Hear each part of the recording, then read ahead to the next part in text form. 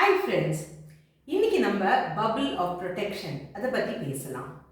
So யூஸ்வலாக நம்ம வீட்டிலலாம் நம்ம எங்கேயாவது வெளியில் போகிறோம் அப்படிங்கிறதுனா பெரியவங்க வீட்டில் என்ன பண்ணுவாங்க, பத்திரமா போயிட்டு வாங்க அப்படிங்கிறத சொல்லுவாங்க இல்லையா. ஸோ இதே தான் bubble of protection. So bubble of protection அப்படிங்கிறதுனா நம்மளே நம்மளுக்கு செஞ்சுக்கலாம்.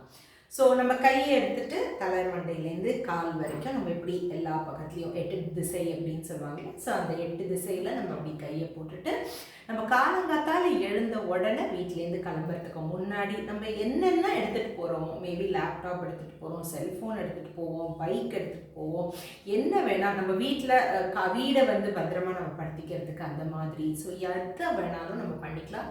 மனுஷங்களையும் பண்ணலாம், சாமான்களையும் அந்த மாதிரி பண்ணிக்கலாம் நம்ம.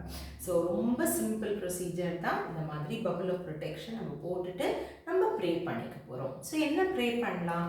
பத்திரமா போயிட்டு வரணும், நம்ம சேஃபாக இருக்கணும், ப்ரொடெக்டடாக இருக்கணும், கடவுளோட அனுகிரகம் நம்ம மேலே இருக்கணும் அப்படிங்கிறது தான் நம்ம ப்ரே பண்ணுவோம் இல்லையா. ஸோ அதே ப்ரேயரை நம்ம எல்லாத்துக்குமே நம்ம அந்த மாதிரி ப்ரே பண்ணலாம்.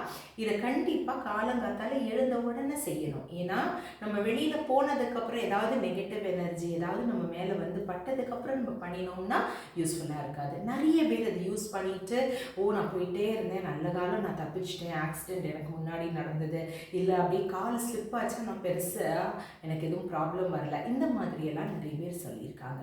நீங்களும் ட்ரை பண்ணி பாருங்கள். Bubble of